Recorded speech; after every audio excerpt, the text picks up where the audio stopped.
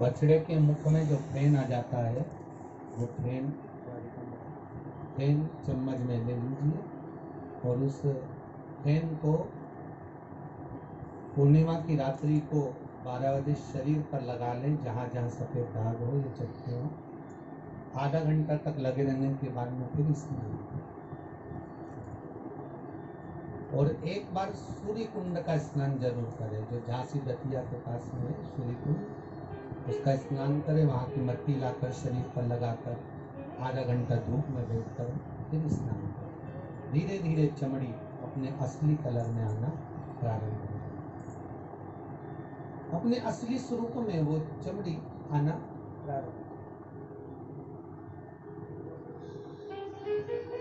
सूर्य कुंड का शिव महापुराण की कथा कह रही है कि नंदी ने कोई धन नहीं मांगा, नंदी ने ये भी नहीं कहा कि आप हमारी उम्र बढ़ा। शंकर सामने थे नंदी को, नंदी से कह रहे हैं कि मांग ले, तुझे क्या चाहिए। तो बोले मैं तुझे वो दे देता हूँ। तो नंदी उम्र नहीं मांगी। अगर आपको लगता कि हमारी उम्र कम है तो भगवान से कहते कि हमारी उम्र बढ़ा दीजिए। आपको लगता कि हमारी उम्र कम है तो आप कहते कि भगवान हमारी उम्र बढ़ा दीजिए, हमारी उम्र थोड़ी बड़ी कर दीजिए, हमारी उम्र अच्छी कर दीजिए। पर उम्र नहीं मांगी।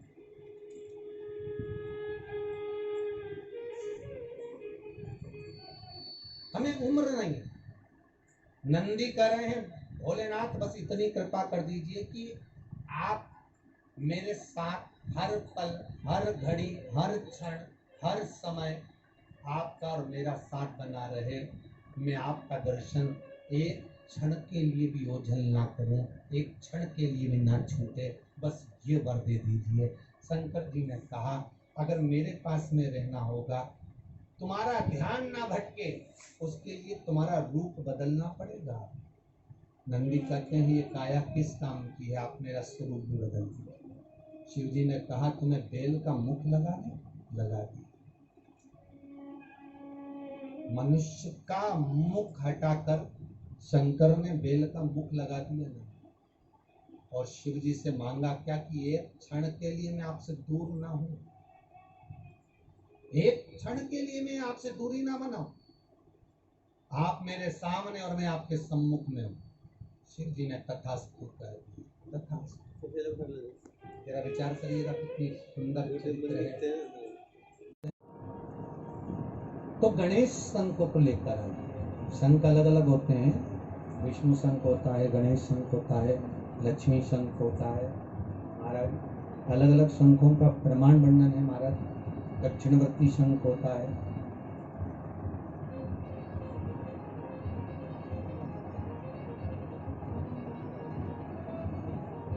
तो गणेश शंख को लेकर अगर आंखों से बहुत कम दिखाई दे रहा हो तो 12 महीने शिवरात्रि आती है।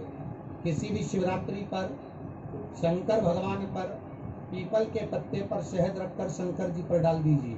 उस शहद को पीपल के ही पत्ते पर रखकर ले आइए, घर पर लाकर उसको कटोरी में निकाल लीजिए, पत्ते को ठंडा कर दीजिए।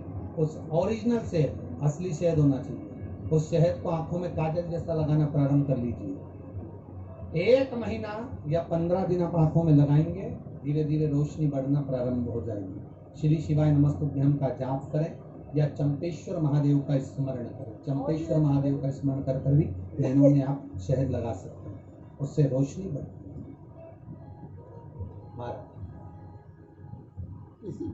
दूसरा, श्रवण शक्ति कमजोर हो, विवेक कमजोर हो, नयन कमजोर हो, वाणी कमजोर हो, तो गणेश मुखी शंख के अंदर पानी भरकर उसमें थोड़ा सा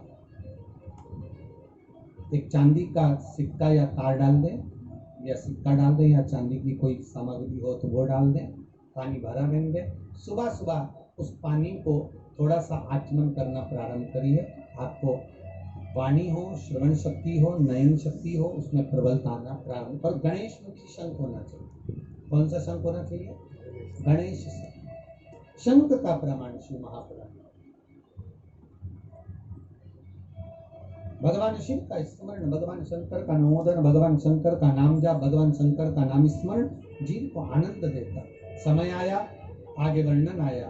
भगवान एक बार कोरोना महामारी चल रहा है, अगर गौ माता का असली घी, गाय का असली घी, और वो भी देसी गाय का, ये जर्सी मर्सी गाय का नहीं, देसी गाय का असली घी अगर आपके घर में हो तो उस घी को अपनी उंगली में लेकर नासिका में थोड़ा थोड़ा लगाना प्रारंभ करिए, थोड़ा उस घी का सेवन करना प्रारंभ करिए, असली घी का। औषधि है, गौ माता का जो व्रत है वो औषधि। और फिर निवेदन करेंगे, अगर मौका मिले आपके यहाँ अगर देसी गाय हो तो कहीं अगर देसी गाय प्राप्त है तो गौ माता का जो मूत्र है गंगा के बराबर है, उस मूत्र को लाकर, गौ औषधि को लाकर, गौमूत्र को लाकर अपने घर का लेपन पोषण भी करिए तो कोई दिक्कत नहीं है। ये वायरस अगर मेरी माता के, गौ माता के संपूर्ण शरीर में अगर 33 कोटि देवता है तो मेरी माँ इस वायरस को निगलने की सामर्थ्यता रखती है। इतना तो मेरी माँ गौ माता जानती है, रखती है, वो सहज नहीं। उसका लेपन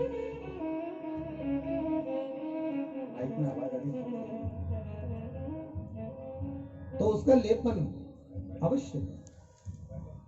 महाराज प्रयास करिए, सर्वप्रथम निकलने वाली अगर कोई है तो वो गौ माता, और गौ माता के बाद अगर कुछ प्राप्त हुआ है, गौ माता के बाद अगर कुछ प्राप्त हुआ तो वह हला हला विष, और वो विष हमें जब प्राप्त हो गया और वो विष लेकर देवता कहीं नहीं गए, सबसे पहले अगर विष लेकर पहुंचे तो शंकर भगवान के पास पहुंचे। हर हर महादेव। भोलेनाथ जी ने पूछा क्या बात है, तो कहा प्रभु जी आपके लिए हम थोड़ा सा ये विष लेकर आए हैं। तो भगवान शंकर के लिए विष लेकर आए। हाँ, तो पार्वती जी बोली विष और शिव जी आपके लिए, विष आपके लिए? हाँ। पार्वती जी ने पूछा ये विष काय में से निकला? समुद्र में से। अच्छा, अगर ये समुद्र में से विष निकला है तो ये सारे देवताओं को मिलना चाहिए, फिर आप अकेले के लिए काय को आया? शंकर भगवान बोले अरे पार्वती तू जानती नहीं है, तुझे इतना ज्ञान नहीं है बिल्कुल भी। पार्वती जी बोली क्या ज्ञान नहीं है? विष और आपके लिए आया। हाँ, अरे तो आप विष पियोगे? हाँ। भगवान शंकर बोले विष तो मुझे पीना पड़ेगा, विष तो मुझे धारण करना पड़ेगा।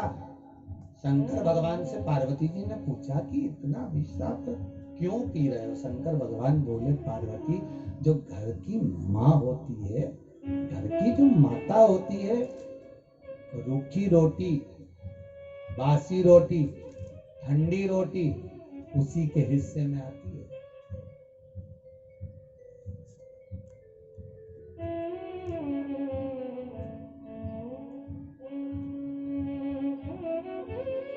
हमको अभयराज जी बता रहे थे, गुरुदेव